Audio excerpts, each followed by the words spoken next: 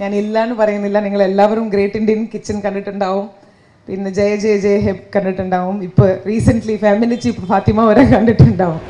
അപ്പം ഈ വാലന്റൈൻസ് ഡേയിൽ ഒരു കല്യാണമേ വേണ്ടെന്ന് ഞാൻ പറഞ്ഞാൽ പിന്നെ അത് വലിയ വിവാദമായിട്ട് വരും.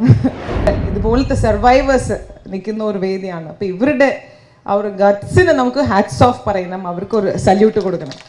വേറൊന്നും, കല്യാണം ചെയ്യുന്നുണ്ടെങ്കിൽ ആദ്യം ഈ രണ്ടുപേരും ഈക്വൽ പാർട്ട്നേഴ്സ് ആണെന്ന് മനസ്സിലാക്കും. ഇപ്പോൾ കുറേയധികം മാരേജസ് ഫെയിലായി പോകുന്നത് തന്നെ ഇതുപോലത്തെ ഒരു പ്രശ്നങ്ങൾ കൊണ്ടാണ്. കേരളത്തിൽ പെർ ക്യാപിറ്റ പോക്സോ കേസ് കുറച്ച് ഹൈ ആണ് നമ്മുടെ പോപ്പുലേഷൻ ഡെൻസിറ്റി കമ്പയർ ചെയ്യുമ്പോൾ. അതാണ് ഈ പെർപിട്രേറ്റർക്ക് ഭയങ്കരമായിട്ടുള്ള ഒരു ശക്തിയും കൂടുതൽ സ്ത്രീകൾ ഇതുപോലെ ചെയ്യാനുള്ള ധൈര്യവും കൊടുക്കുന്നു. ഇത് എത്ര പേർ നമ്മൾ ചെയ്യും? കുറേ അധികം സ്ത്രീകൾ എന്തൊരു പീഡനം അനുഭവിച്ചാലും പുറത്തേ പറയാറില്ല. സോ ഈ ഒരു പരിപാടിയിൽ പങ്കെടുക്കാൻ എനിക്കൊരു ഓപ്പർച്യൂണിറ്റി കിട്ടിയതിൽ എനിക്ക് വളരെ സന്തോഷമുണ്ട്. അപ്പോൾ ഇന്ന് ഇപ്പോൾ മാഡം പറഞ്ഞതുപോലെ സർവൈവേഴ്സിൻ്റെ ഒപ്പം തന്നെയാണ് കേരള പോലീസും. സർവൈവേഴ്സിന് പറയുമ്പോൾ ഇവർക്കെതിരെ ഒരു പ്രശ്നം വരുമ്പോൾ, ഒരു പീഡനം അനുഭവിക്കുമ്പോൾ അവർ അത്രയും ഒരു ധൈര്യം കാണിച്ചത് കൊണ്ടാണ് അവർ പോലീസ് എടുത്ത് വന്ന് പരാതി പറഞ്ഞതും കേസുമായിട്ട് പോയതും. ഈ കേസിലൂടെ അവർ ട്രാവൽ ചെയ്തിട്ടുണ്ട്. ഇത് എത്ര പേർ നമ്മൾ ചെയ്യും? കുറേ അധികം സ്ത്രീകൾ എന്തൊരു പീഡനം അനുഭവിച്ചാലും പുറത്തേ പറയാറില്ല. കേരളത്തെ സംബന്ധിച്ചോളം ക്ലോസ് ടു 5000 ഗാർഹികപ്പെടുന്ന കേസുകൾ രജിസ്റ്റർ ചെയ്യപ്പെടുന്നു ഓരോ വർഷവും, ക്ലോസ് ടു 5000 കേസസ്. അപ്പോൾ ഇത്ര മാത്രമാണോ ഗാർഹികപ്പെടുന്നെന്ന് നമ്മുടെ അടുത്ത് ചോദിച്ചാൽ ഇല്ല, ഇതിനും അപ്പുറം ഉണ്ടാവും. It's only A tip of N iceberg. Because എല്ലാ കേസുകളും റിപ്പോർട്ട് ആവാറില്ല. അതുപോലെ പൊതുവെ ജെൻഡർ ബേസ്ഡ് വയലൻസിന് പറയുമ്പോൾ, ജെൻഡർ ബേസ്ഡ് വയലൻസിൽ വരുന്ന കേസുകൾ ഇന്ത്യയിൽ മാത്രമല്ല ലോകമെമ്പാടും, ഇപ്പോൾ എപ്സ്റ്റീൻ ഫയൽസ് ഒക്കെ വന്ന സമയത്ത് നിങ്ങൾക്കറിയാം എത്ര പേര് പുറത്തു വന്ന് പരാതി പറയുന്നു. പോക്സോ ആവട്ടെ, വേറെ ഏതെങ്കിലും രീതിയിലുള്ളൊരു ജെൻഡർ ബേസ്ഡ് വയലൻസ് ആവട്ടെ, പൊതുവെ നമ്മൾ പറയാറില്ല. അതാണ് ഈ പെർപിട്രേറ്റർക്ക് ഭയങ്കരമായിട്ടുള്ള ഒരു ശക്തിയും കൂടുതൽ സ്ത്രീകൾ ഇതുപോലെ ചെയ്യാനുള്ള ധൈര്യവും കൊടുക്കുന്നത്. The moment every crime gets reported, ഒരു പീഡനം ഉണ്ടായാൽ അത് എന്തായാലും തീർച്ചയായിട്ടും റിപ്പോർട്ട് ആവും, അതിന് ഉറപ്പായിട്ട് ശിക്ഷ കിട്ടും എന്ന് ഉറപ്പുണ്ടെങ്കിൽ ആരെങ്കിലും ആ ഒരു ക്രൈമിൽ ഇൻവോൾവ് ആവോ? സോ ആ ഒരു സ്റ്റേജിലേക്ക് കടക്കേണ്ട ആവശ്യം നമുക്കുണ്ട്. അപ്പോൾ ഈ ഒരു ചേഞ്ച് എങ്ങനെ സൊസൈറ്റിയിൽ വരും? അഫ്കോഴ്സ് റിപ്പോർട്ടിംഗ് ഇമ്പോർട്ടൻ്റ് ആണ്. ആസ് ഐ സെഡ്, റിപ്പോർട്ടിംഗ് വളരെ ഇമ്പോർട്ടൻ്റ് ആണ്. പോക്സോ കേസുകളെ സംബന്ധിച്ചോളം നമുക്ക് കേരളത്തിൽ പെർ ക്യാപിറ്റ പോക്സോ കേസ് കുറച്ച് ഹൈ ആണ് നമ്മുടെ പോപ്പുലേഷൻ ഡെൻസിറ്റി കമ്പയർ ചെയ്യുമ്പോൾ. ബട്ട് വെറും 16 to 17% ആണ് നമുക്ക് കൺവിക്ഷൻ കിട്ടുന്നത്.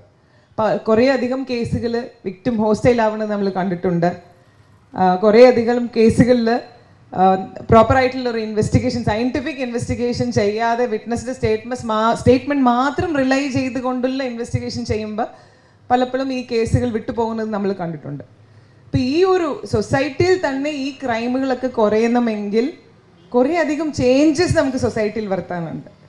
ഇപ്പോൾ സൊസൈറ്റൽ ചേഞ്ചസ് ആണ് വരേണ്ടത്. ഓരോരോ വീട്ടിനകത്തും ചേഞ്ചുകൾ വരണം, ഓരോരോ കുടുംബത്തിലും ഓരോരോ ഇൻഡിവിജ്വലിനകത്ത് ചേഞ്ച് വരണം, വീട്ടിനകത്ത് ചേഞ്ച് വരണം. ആ ചേഞ്ച് ആയിരിക്കും സൊസൈറ്റൽ ലെവലിൽ ഇമ്പാക്റ്റ് ഉണ്ടാക്കാൻ പറ്റുക. അപ്പോൾ അതിലൊരു അടിസ്ഥാനം എന്താണ്? ജെൻഡർ വ്യത്യാസമില്ലാതെ എല്ലാവരും ഒരേപോലെ ന്യൂട്രലായിട്ട് ട്രീറ്റ് ചെയ്യാൻ കഴിയുന്ന സൊസൈറ്റീസ് ആണെങ്കിൽ ആ ഒരു സൊസൈറ്റിയിൽ ജെൻഡർ ബേസ്ഡ് ആയിട്ടുള്ള വയലൻസ് കുറവായിരിക്കും. Yes or no? അപ്പം അത് സൃഷ്ടിക്കാനുള്ള ഒരു ശ്രമം നമ്മളുടെ എല്ലാവരുടെ ഭാഗത്തു നിന്നും ഉണ്ടാവണം. ആസ് എൻ ഇൻഡിവിജ്വൽ, ഒരു വ്യക്തിയായിട്ട് എൻ്റെ ഭാഗത്തു നിന്ന് ഉണ്ടാവണം, നമ്മളെല്ലാവരുടെ ഭാഗത്തു നിന്നും ഉണ്ടാവണം. ഇപ്പം നമ്മൾ ചെയ്യുന്ന കാര്യങ്ങളാണ് നമ്മുടെ കുട്ടികൾ നമ്മളുടെ വീട്ടിൽ നോക്കി കണ്ട് പഠിച്ച് ചെയ്യുന്നത്. Yes or no? ഇപ്പം ഗാർഹിക പീഡനത്തെ സംബന്ധിച്ചോളം, അപ്പോൾ ജസ്റ്റ് ഇപ്പോൾ പുതിയതായിട്ട് കല്യാണം കഴിച്ച കപ്പിളായിരിക്കാം. അപ്പോൾ ആ പയ്യൻ വിചാരിക്കുന്നത് എന്താണ്? ഞാൻ ഭക്ഷണം കഴിച്ചാൽ എൻ്റെ വൈഫ് കുക്ക് ചെയ്യുന്നത് എൻ്റെ വൈഫായിരിക്കണം, ആ തട്ടിനെ വരെ ക്ലീൻ ചെയ്യുന്നത് എൻ്റെ വൈഫായിരിക്കണം. അവൻ എവിടെ നിന്ന് പഠിക്കുന്നു? അവൻ്റെ സ്വന്തം വീട്ടിൽ അത് കണ്ടുപിടിക്കുന്നു. സ്വന്തം അച്ഛൻ്റെ അച്ഛൻ, ഇങ്ങനെ തലമുറകളായിട്ട് ഇപ്പോൾ കുറേ ചേഞ്ചസ് വന്നിട്ടുണ്ട്. ഞാൻ ഇല്ലാന്ന് പറയുന്നില്ല, നിങ്ങൾ എല്ലാവരും ഗ്രേറ്റ് ഇന്ത്യൻ കിച്ചൺ കണ്ടിട്ടുണ്ടാവും, പിന്നെ ജയ ജയ ജയ ഹെബ് കണ്ടിട്ടുണ്ടാവും, ഇപ്പോൾ റീസെൻ്റ്ലി ഫാമിലി ചീഫ് ഫാത്തിമ വരെ കണ്ടിട്ടുണ്ടാവും. ഇപ്പോൾ കുറേയധികം മാറ്റങ്ങൾ വന്നിട്ടുണ്ട്. എന്നാലും കുട്ടികൾക്ക് ഈ ഒരു കാര്യം ചെയ്യുന്നുണ്ടെങ്കിൽ അവർക്ക് കുറേയധികം മാരേജസ് ഫെയിലായി പോകുന്നത് തന്നെ ഇതുപോലത്തെ ഒരു പ്രശ്നങ്ങൾ കൊണ്ടാണ്. അപ്പോൾ ഇന്ന് വാലന്റൈൻസ് ഡേ കൂടിയുമാണ്. അപ്പോൾ ഈ വാലന്റൈൻസ് ഡേയിൽ ഒരു കല്യാണമേ വേണ്ടെന്ന് ഞാൻ പറഞ്ഞാൽ പിന്നെ അത് വലിയ വിവാദമായിട്ട് വരും. അപ്പോൾ കല്യാണം ചെയ്യുന്നുണ്ടെങ്കിൽ ആദ്യം ഈ രണ്ടുപേരും ഈക്വൽ പാർട്ട്നേഴ്സ് ആണെന്ന് മനസ്സിലാക്കണം.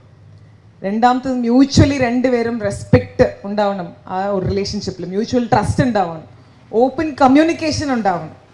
ഇതൊക്കെ ഉണ്ടെന്ന് 100% ഉറപ്പുണ്ടെങ്കിൽ മാത്രം കല്യാണത്തിലേക്ക് പോകുക. അണ്ട് അതുപോലെ ഡൗറിയും ഈ ഗാർഹിക പീഡനവും ഓവർലാപ്പാണ്. കുറേയധികം ഗാർഹിക പീഡനങ്ങൾ എന്തുകൊണ്ട് ഗാർഹിക പീഡനങ്ങൾ സംഭവിക്കുന്നു എന്ന് പറഞ്ഞ് ഒരു സ്റ്റഡി ചെയ്തിട്ടുണ്ട്. അപ്പോൾ അതിൻ്റെ ബേസിസിൽ ഒന്ന് ആൽക്കഹോളിസമാണ്, മദ്യപാനം, അതൊരു പ്രശ്നം തന്നെയാണ്. പിന്നെ വരുന്നത് ഈ ഫിനാൻഷ്യൽ ഇഷ്യൂസ് ഒക്കെയാണ്. മ്യൂച്വൽ ട്രസ്റ്റ് ഇല്ലായ്മ, കമ്മിറ്റ്മെൻ്റ് ഇല്ലായ്മ മാരേജിൽ, സംശയം, അപ്പം ഇങ്ങനത്തെ പ്രശ്നങ്ങളാണ്. ഇതാണ് ഗാർഹിക പീഡനമായിട്ടും വേറെ രീതിയിൽ വൈഫിനെ അറ്റാക്ക് ചെയ്യുന്ന പീഡനമായിട്ട് മാറുന്നത്.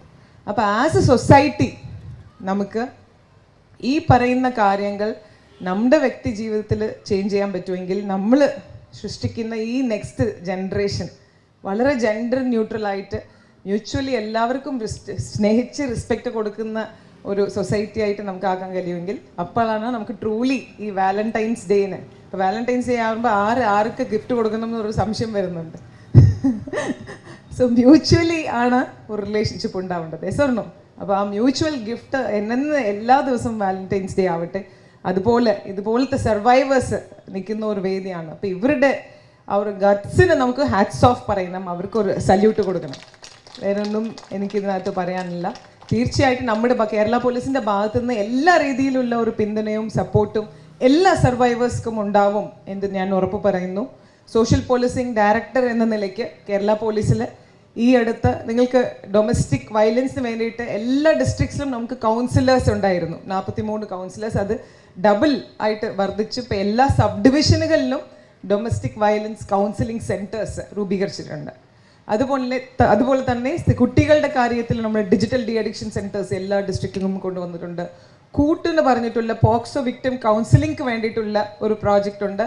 അതിനകത്ത് 4 ഡിസ്ട്രിക്റ്റിൽ നിന്ന് ഇപ്പോൾ 8ഓളം ഡിസ്ട്രിക്റ്റ് നമ്മൾ അതിൻ്റെ ഒരു എണ്ണവും കൂട്ടിയിട്ടുണ്ട്. കുറേയധികം കാര്യങ്ങൾ കേരള പോലീസിൻ്റെ ഭാഗത്തു നിന്ന് സ്പെഷ്യലി ജെൻഡർ ബേസ്ഡ് വയലൻസ് ആയിട്ട് പോക്സോവും സ്ത്രീകൾക്കും പ്ലസ് കുട്ടികൾക്കും ഗാർഹിക പീഡനം അനുഭവിക്കുന്ന വുമൻക്കും വേണ്ടിയിട്ട് കുറേയധികം പ്രോജക്ട്സ് കേരള പോലീസിൻ്റെ ഭാഗത്തുനിന്ന്. ഇപ്പോൾ റീസെൻ്റ്ലി DG സാർ ഉദ്ഘാടനം ചെയ്ത വുമൻ സേഫ്റ്റി ഡിവിഷൻ. സ്പെഷ്യലി എപ്പോഴും എന്താവും പറഞ്ഞാൽ ഒരു ഡൊമസ്റ്റിക് വയലൻസ് ഉണ്ടായി, ഭർത്താവ് ഭാര്യനെ ഉപദ്രവിച്ചു ഉടനെ ചിലപ്പോൾ നമുക്ക് ഡയൽ 112 പോലീസിലേക്ക് കോൾ വരും. അപ്പോൾ ചിലപ്പോൾ പോലീസ് സ്റ്റേഷനിൽ നിന്ന് ആൾക്കാർ വരും. ആദ്യമാകുമ്പോൾ അവർ ഉഷാറായിട്ട് അറ്റൻഡ് ചെയ്യും, എന്താ കാര്യങ്ങളൊക്കെ ചോദിക്കും, അവരുടെ സ്റ്റേറ്റ്മെൻറ്റ് റെക്കോർഡ് ചെയ്യണം, കേസെടുക്കണമെന്ന് കുറേ സ്ത്രീകൾ താല്പര്യപ്പെടാറില്ല. ബിക്കോസ് അവർക്ക് ആ ജീവിതമായിട്ട് മുന്നോട്ട് പോകണം താല്പര്യമുള്ള സ്ത്രീകൾ ഒന്ന് കൗൺസിലിംഗ് ഒരു അഡ്വൈസും കൊടുത്ത് വിട്ടാൽ മതി എന്ന് അവർ ചോദിക്കാറുണ്ട്. പിന്നെ വീണ്ടും പരാതിയായിട്ട് വരുമ്പോൾ പോലീസ് സ്റ്റേഷനിൽ തന്നെ പറയും നിങ്ങൾ കോടതിയിലേക്ക് പോകണം, ബിക്കോസ് ഇത് ഡൊമസ്റ്റിക് വയലൻസ് ആണ്, കോടതിയാണ് നോക്കേണ്ടത്. ഇപ്പോൾ വുമൻ സേഫ്റ്റി ഡിവിഷൻ എന്ന് പറഞ്ഞുള്ള ഇനീഷ്യേറ്റീവിൽ കേരള പോലീസിന് ഒരു അഡീഷണൽ റെസ്പോൺസിബിലിറ്റിയാണ്. അവർ ഗാർഹിക പീഡനം എന്ന് വരുമ്പോൾ തീർച്ചയായിട്ടും ആ സ്ത്രീ മുന്നോട്ട് വരുന്നുണ്ടെങ്കിൽ ആ കേസുകളെല്ലാം FIR ആയിട്ട് തന്നെ രജിസ്റ്റർ ചെയ്യണം. രണ്ടാമത്തത് അവർക്ക് കോടതിയാണ് പോകണമെങ്കിൽ അവർക്ക് ഡൊമസ്റ്റിക് ഇൻസിഡൻറ്റ് റിപ്പോർട്ട് DIR ആണ് അവർക്ക് ചെയ്യണമെങ്കിൽ കോടതിയുമായിട്ട് ലൈസൻസ് ചെയ്ത് നമ്മുടെ ഡെൽസാൽ ഒരുപാട് നമുക്ക് ലീഗൽ ഹെയ്ഡ് കിട്ടാറുണ്ട്. അവരുമായിട്ട് ടൈപ്പ് ചെയ്ത് ഈ സ്ത്രീക്ക് ആവശ്യപ്പെടുന്ന നിയമപരമായിട്ടുള്ള ഹെൽപ്പും അഡ്വൈസസ് ഒക്കെ നമുക്ക് തന്നെ ലഭ്യമാക്കുന്ന രീതിയിൽ പോലീസ് സ്റ്റേഷനിൽ തന്നെ ലഭ്യമാക്കുന്ന രീതിയിൽ അറേഞ്ച്മെൻറ്റ്സ് ചെയ്യണം എന്ന് പറഞ്ഞിട്ടാണ് ഈ വുമൻ സേഫ്റ്റി ഡിവിഷൻ ഇപ്പോൾ റീസെൻ്റ്ലി ഉദ്ഘാടനം ചെയ്തിട്ടുണ്ട് DG സാർ. അപ്പോൾ അതിപ്പോൾ എല്ലാ സ്റ്റേഷനുകളിലും പ്രവർത്തിച്ചു വരുന്ന ഒരു പദ്ധതിയാണ്. അപ്പോൾ ഈ ഒരു പദ്ധതിയെക്കുറിച്ചും എനിക്ക് ഈ ഒരു സമയം ഉപയോഗിച്ച് നിങ്ങൾക്ക് പറയാൻ ഞാൻ വിചാരിച്ചതാണ്. സോ നിങ്ങളെല്ലാവർക്കും ഒരിക്കൽ കൂടി ഞാൻ ഹാപ്പി വാലന്റൈൻസ് ഡേ പറഞ്ഞുകൊണ്ട് ഞാൻ നിർത്തുന്നു.